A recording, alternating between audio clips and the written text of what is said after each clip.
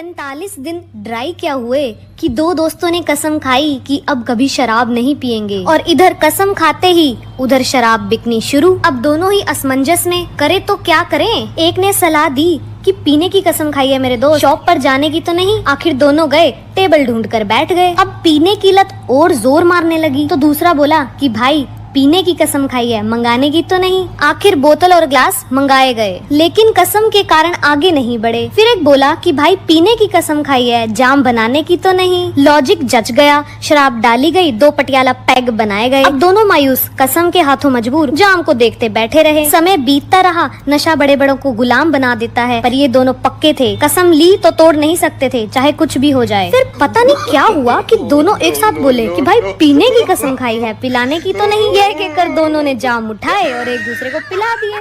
अब आप लोग ये बताएं कि कसम टूटी या नहीं। साहब कुछ पैसे की मदद कर दो। बेबी इसकी 1 रुपए की मदद मत करना। ए चुप कर।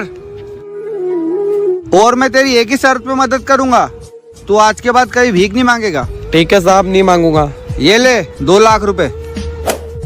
ठीक है साहब, मेरा वादा है आपसे आज के बाद कभी भीख नहीं मांगूंगा।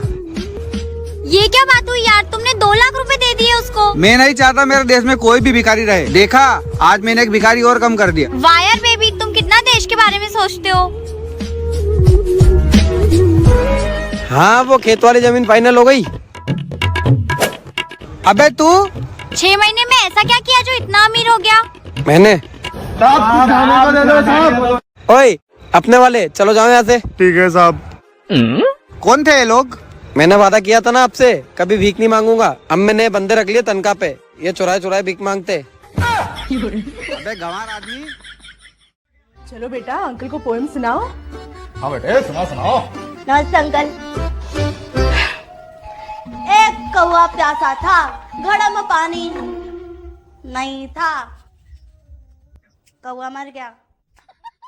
एक बार एक भिखारी एक लड़की के घर का दरवाजा खटखटाता है और कहता है, ए बिटिया कुछ खाने को दे दे। लड़की कहती है, टमाटर खाओ। भिखारी कहता है, रोटी ही दे दे गुड़िया। लड़की कहती है, टमाटर खाओ। भिखारी कहता है, अच्छा बिटिया ला टमाटर ही दे दे। फिर पीछे से लड़की की माँ आती है और कहती है, अरे तुम जाओ बाबा, ये तोतली है, कह रही है कमा कर खाओ।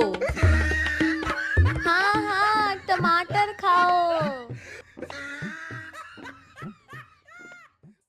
एक बार 3 लोगों को 10-10 साल की सजा सुनाई जाती है। सजा काफी लंबी थी, इसीलिए उन तीनों को बोला जाता है कि वह अपना टाइम पास करने के लिए कोई भी एक चीज अपने साथ जेल में लेके जा सकते हैं। इसीलिए पहला बंदा अपने साथ बहुत सारी बुक्स लेके जाता है, दूसरा बंदा पेंटिंग का सामान लेके जाता है और तीसरा बंदा लेके जाता है बहुत सारी सिगरेट्स। जब उनकी सजा के 10 साल पूरे हो जाते हैं तो जेलर उनसे मिलने आता है और उनसे पूछता है कि वो लोग जेल से बाहर निकलने के बाद क्या करेंगे।